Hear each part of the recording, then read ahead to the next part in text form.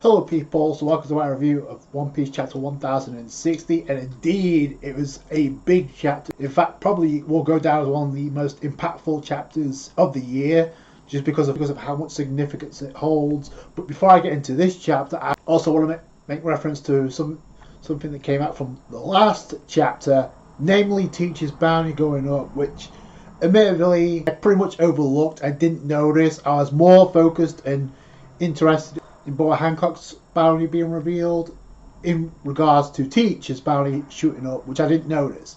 So I apologise for that. But turns out Teach's bounty did go up. It shot up to 3,996,000,000. People wanted to know what the hell Teach did to justify that increase, which I'll get into in a minute. Narratively speaking, this is mostly Oda, because previously we thought Teach was below Luffy, because Luffy now is at 3 billion. Oda can't have Luffy's bounty being higher than Teach before the final battle, because there's nothing to surpass after that. There's a lot of people questioning what Blackbeard did. Remember, the thing to note is, even though Teach is a Yonko, he's with the world government, and especially after this chapter, Teach, Muscle D Teach, is a D. And as we saw back at the Reverie with Imasama, he was not only carrying a picture of Vivi, which is highly questionable what happened to her, also had the bounty posters of Teach and Luffy, along with Shirahoshi. So it probably has something to do with that more than anything else, I assume. You amp up the bounty, more people are going to come after you. This is Imasama more than anything else, especially since after this chapter. But also, it's not the only correction when it comes to bounties. Apparently a couple of weeks ago, Zoro's bounty got cleared up because it was very iffy with the translation. So now, Zoro's bounty is 1,111,000,000. So, and I guess the reason for that, or the gag behind that, is to do with Zoro's date of birth. Same thing with Sanji. So that got clarified. So that's good. So let's move into this chapter, and immediately the color spread with the 10 straw hats, and after this chapter it is confirmed there is only 10 straw hats. I'm assuming on a polar bear, which could be a Easter egg for winter themed island they could be heading to. We'll have to wait and see. It writes, "We stand for liberty." That's pretty cool, heading to the final saga. So it starts off on the Sunny with the straw hats, and indeed we did get the fallout from them learning about Sabo and Vivi and King Cobra being assassinated. And just like I said, Luffy didn't buy that. He's like, no, Sabo won't do this. Robin's like, yeah, I agree. Because the Revolutionary Army are already against the world government, the world nobles, not the kings. Yeah, it doesn't make any sense. So they kind of know what's up.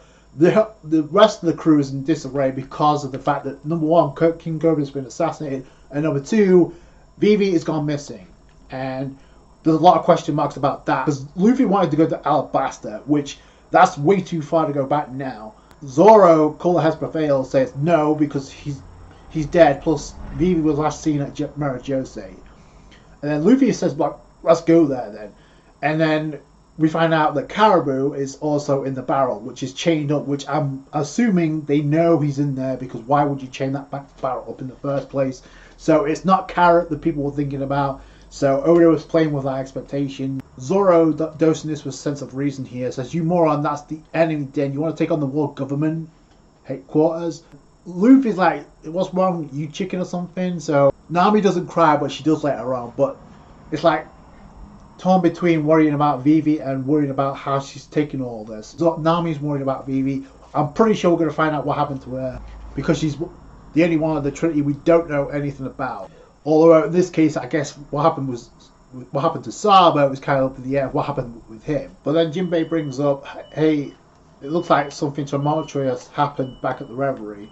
And then Frankie's like, "Oh, the same bro we met at Dressrosa."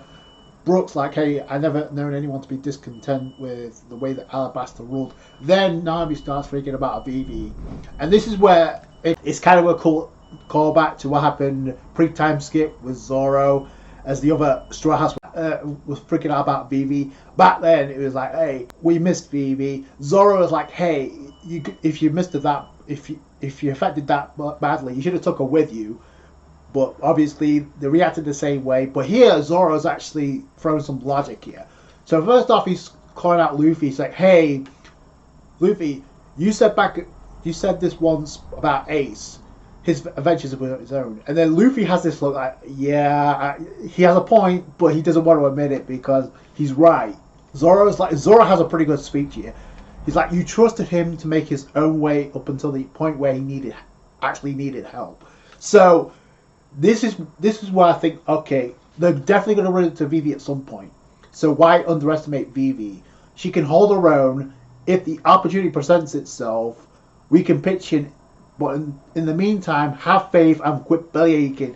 I mean, it's kind of insensitive, and Luffy's like, yo, you can't stop us from worrying about it. And the rest of the Straw Hats, minus Robin, Frankie, and Jinbei, are like, yo, because it's a cold callback for it. Luffy's like, yo, Onigashima, which makes no sense, but I think Chopper calls Zoro Green Mom. Nami has probably the funniest quote. It's like, yo, you're a green Kaido. I think Sanji says the same thing except pre-time skip, crappy Master. And just like how it was interrupted by Robin pre-time skip, it's interrupted by Robin. That was done by design. With the newspaper, as there's a lot of developments while we were in Wano. And back in the background, you see Zoro and Sanji fighting each other. She talks about the abolishment of the warlords. What they know, the warlords are pirates now. That's number one. Number two, the Cross Guild was founded, which they already knew back in Wano. And as well, Buggy becoming a emperor, which even Luffy's like, yo, that has to be some type of screw up. Robin's like, yo, there are no familiar names in here if you'd like to hear about it. And then Luffy responds like, yo, news about them too. And then Luffy's like, nah, I'll leave it up to you. If anything's... And then Robin's like, yo, I'll do that. I won't overload you with information, which they're about to anyway, considering what happens by the end of this chapter. Then Luffy's thinking about Sabo and talks to the crew about Sabo, and then actually reveals his dreams to the crew, which I think is about time. So we don't get to hear it, but they do. Much like Sabo and Ace as they were kids. He yells it out, and I guess he yells the same thing. He says the same thing out here, which all the crew members are shocked by this, are surprised. Even the Sunny gets a reaction. And then Robin's like, how did they respond? And so Luffy's like, yo, they just laughed. So we don't know what Luffy wants right now, but the crew does. And they kind of respond in a typical way. Jinbei's like, yo, I already joined this crew willingly, so I can't exactly say it's not my problem. I sure have picked a troublesome captain. Chopper's like, yo, your dream's amazing. And then Nami's like, it sure sounds like you. So whatever it is, they don't have too much of a problem with it, but it seems a very far-fetched dream. And then Frankie's like, yo, since you got to be Pirate King, you got to find that last poneglyph. Rob like, yo, you make it sound like it's easy. It's been a long time since that poneglyph was last seen. We don't have a clue where to look, which I feel like the island they're going to may have a clue. We go back to Navy HQ, and we get the conversation between Sabo and Koala. Even though it's been hacked, there's no communications that have been jammed, so Sabo's in frantic mode, and the Marines know about this. More importantly, the Gorosei and Ima-sama are aware of this. So they traced his location, and it's at Lucia Kingdom, which that place has it was one of the kingdoms that took part of the reverie. That one of the 8 nations actually rebelled a few days ago. It's also where Blackbeard was spotted and where Ace tried to track him down back in the light novel of Ace, where he met Moda, the milk girl, that ended up being saved by Bella Betty and the rest of the Revolutionary Army commanders, which that's why they're a target. Sabo just led Imusan right to him, so that's a problem. But then if you look at the Gorosei, it's like, oh, he's an unlucky man, there's no, this is fate. They go to Kamabaka Kingdom, where we get the call between Sabo and Koala. Oh, Dragon-san, I wasn't the one who killed King Cobra, which I think we already knew that, but I don't know, Sabo thought they believed he did it. And Sabo's about to give the lowdown what happened while he was in Merijose. So, and then as you see this, you see a dark cloud coming over Lucia Kingdom. So Sabo's like, I saw something unbelievable. It's almost like, so everybody's taking notice of it, but Sabo's, you see the king of Lucia, Seki, and Princess Kamain, who we both saw at the Reverie, care. So as Sabo's like, it happened in the throne room at Pangaea Castle, and then someone yells out, cut the signal to the surveillance division, transponder snail. Then all you see is Lucia on the map. Then it's crossed out. Sabo yells, I thought there was no king of the world, but the empty throne wasn't empty, I saw. And that's all Sabo can get out, because he sees that trouble is heading right for that island. Ima-sama strikes, and then that island gets erased off the map. And it appears that Sabo's been erased too because because they've lost communication with him. Like I said, now Sabo's status is unknown, thanks to this chapter. Then it cuts to a few days later aboard the Thousand Sunny. So Jinbei's like, yo, the sails, the wind, it's too strong. Are we too close to making land? And Nami's pointing out, yeah, I guess the next one's a Winter Island. So that could go with the colour spread that we got. Robin looks amazing, by the way. I'm just going to say that. So apparently Chopper's got a hat made by Tama, the bamboo hat. I guess that's pretty cool. And Luffy's like, yo, Nami, what's that? And we see that an eddy is forming, or a giant eddy. A giant warm eddy has been... So it must mean a massive warm water is being forced up at this point from somewhere. So, and then Nami's like, yo, Jinbei, we gotta run or we'll be swallowed up. Then Luffy's like, no, there's somebody trapped in there, so we can't do that. And then Luffy's like, yo, how could anyone be alive? Is that a mermaid over there? Obviously, Sanji using observation haki. He's like, yo, I heard a lady in distress through a body of water. So then Zoro's like, yo, I'll cut it. And I find it very ironic that Zoro that does this, but he uses one sword style bird dance to cut the eddy in half.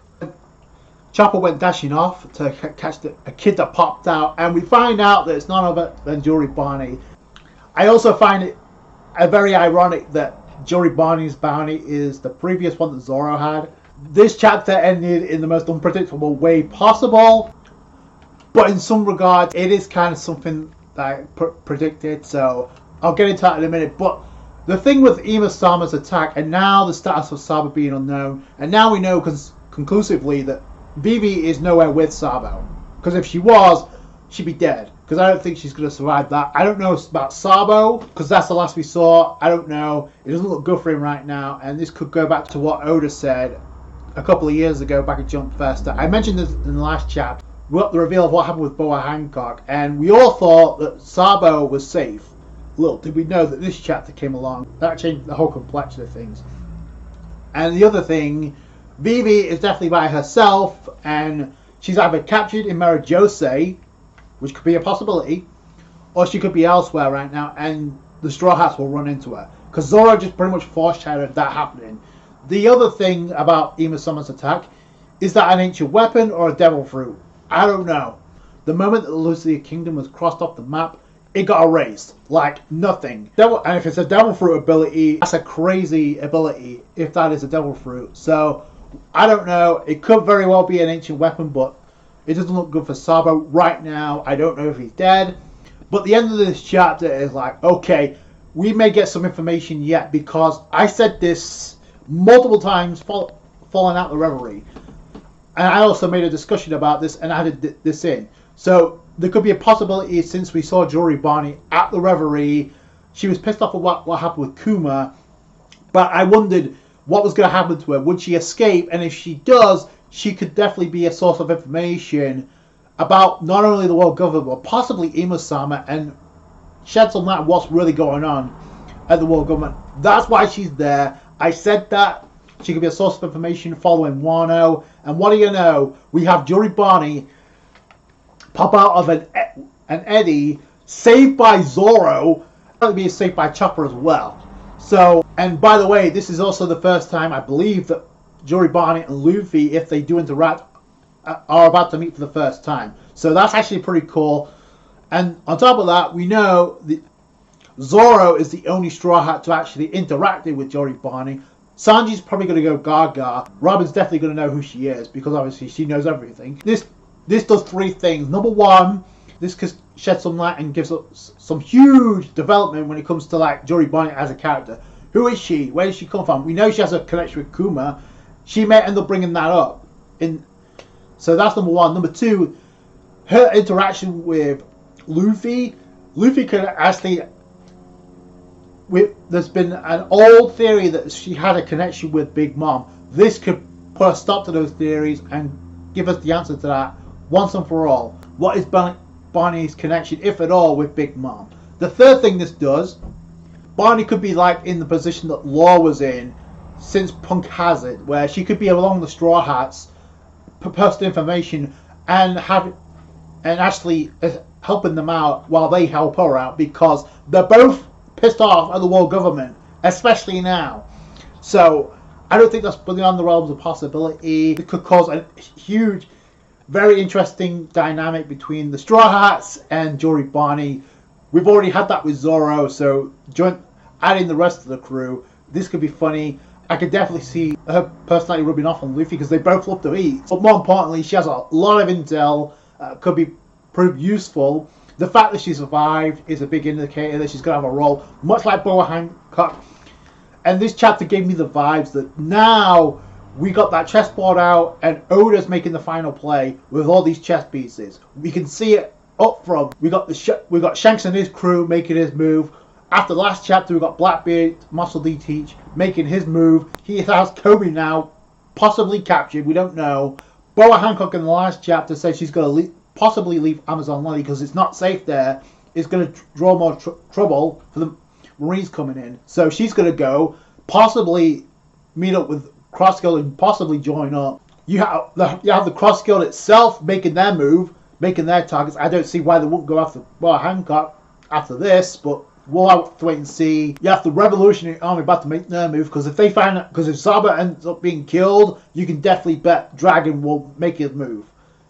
And now Iba-sama is in play, making moves. We don't know what's up with that ability. Is it an ancient weapon or a devil fruit? I don't know. And now the Straw Hats are going to make a play along with Jory Bonny. So that's going to be crazy. Along with the Admirals itself. So like I said, you've got all these different chess pieces making Oda's placing each one. And now we're seeing the result of that. So it's great. Jory Bonny interacted with the Straw Hats. I did say it was a possibility. Now it's a reality. So I can't wait to see where this goes. A lot of cool Easter eggs and a lot of interesting information we got. I don't know what happened to Sabo. We're probably going to find out what happened to Vivi if she's captured. And that's going to do it for today, guys. Thank you so much for watching. Like the review if you did it. A thumbs up. I appreciate that. Subscribe to our One Piece. Catch you guys later. Thanks, guys. Bye.